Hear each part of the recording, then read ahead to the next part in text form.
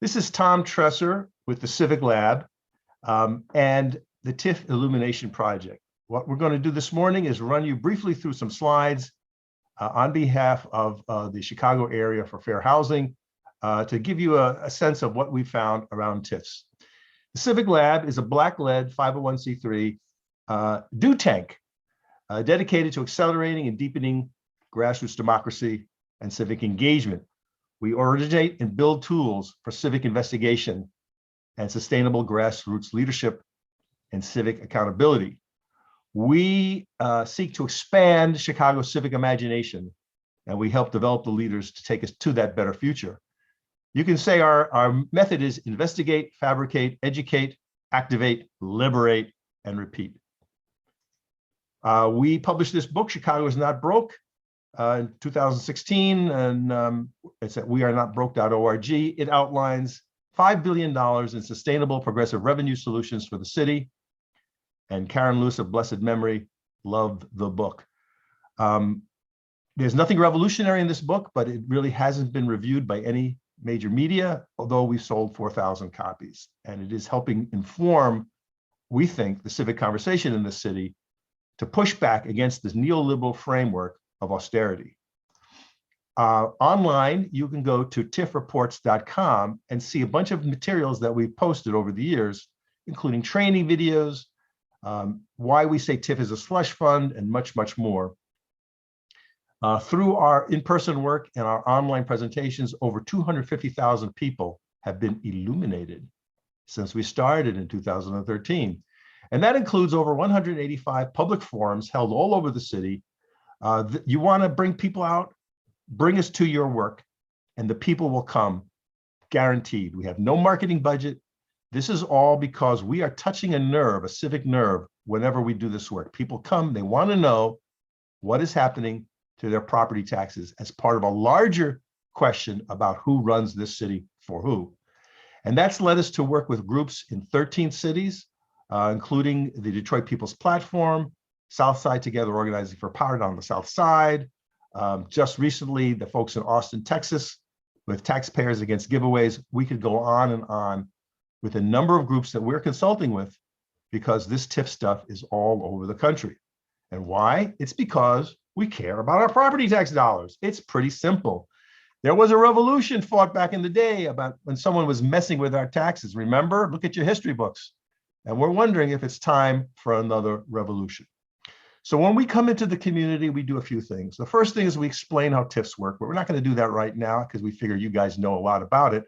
But when we get into the details, this is where we start to make news every time we do a presentation. So for 2020, as we've done every year since 2013, we issue an annual report of all the TIF activity in Chicago. And so we can say, in 2020 in Chicago, there were 136 TIFs. Look at them all.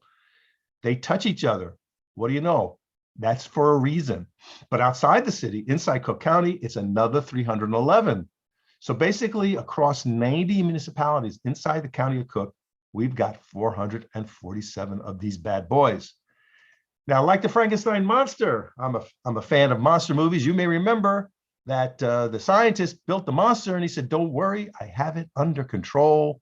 He answers to me. And then guess what happens? The monster bursts his chains, breaks the scientist's neck, and sets the village on fire. Oh, well, it's kind of like that with TIFs. So in 2020, 136 active TIFs.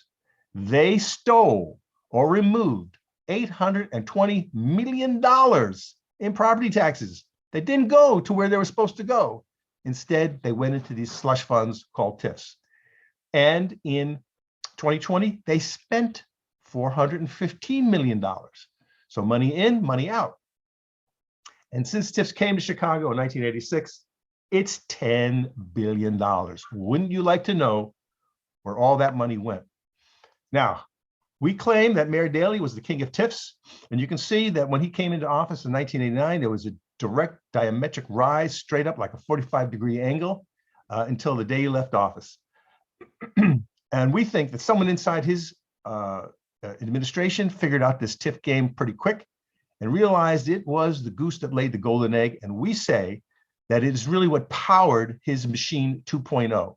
And the Daley Jr. went from the vast patronage army that was the way of politics in Chicago when his father was the mayor, and Mayor Daley Sr. controlled 40,000 employees.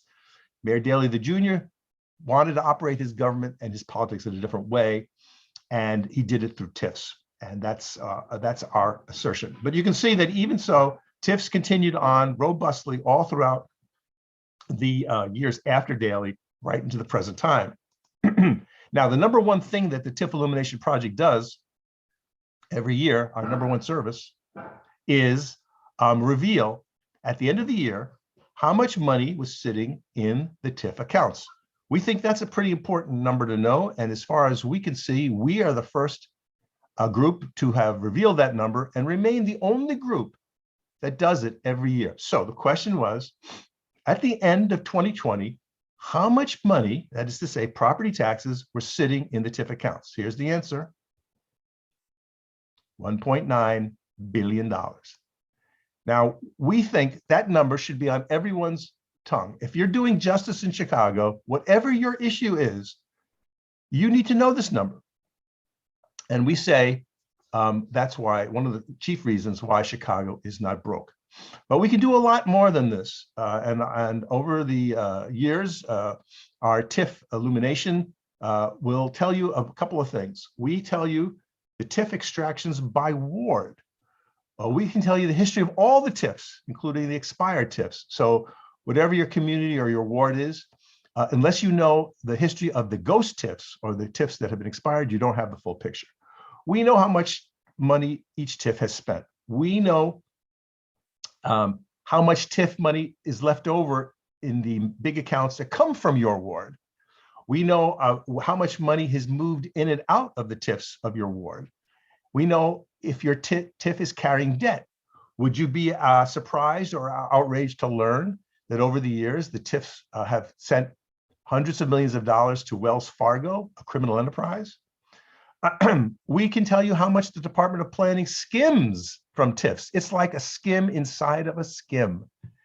And finally, we can tell you of all the money that's left over in the TIF accounts, remember it was 1.9 billion for 2020, how much of that comes from Black and Latino wards? Again, with all the talk of equity in Chicago, if we don't know that, we're kind of skating on thin ice.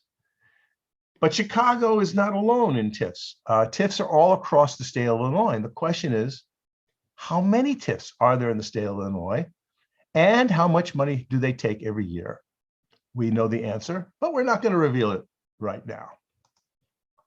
And then the question is, well, if it's bad in Chicago, and it's bad in Cook, and it's bad in Illinois, what about the rest of the country? Well, I wish we could tell you the answer, but here's our estimation. We think that there are 40,000 TIFs across the United States, which means our public schools are being ripped off to the tune of $20 billion each and every year across the country. Now, according to Ibram Kendi, a racist policy is any measure that produces or sustains racial inequity between racial groups. This is from his book, How to Be an Anti-Racist. We basically say that TIFs, according to this, are corrupting and racist, and we have an extensive set of arguments and findings to back us up.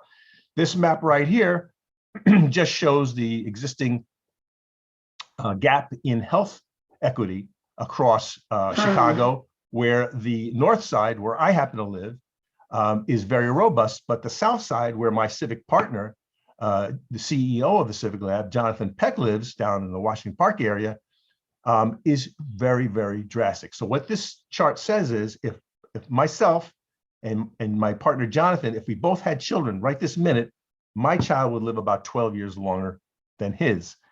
So that's the pre-existing conditions in Chicago, and we call out TIFs as part of that and an enabler of that. And that concludes our presentation.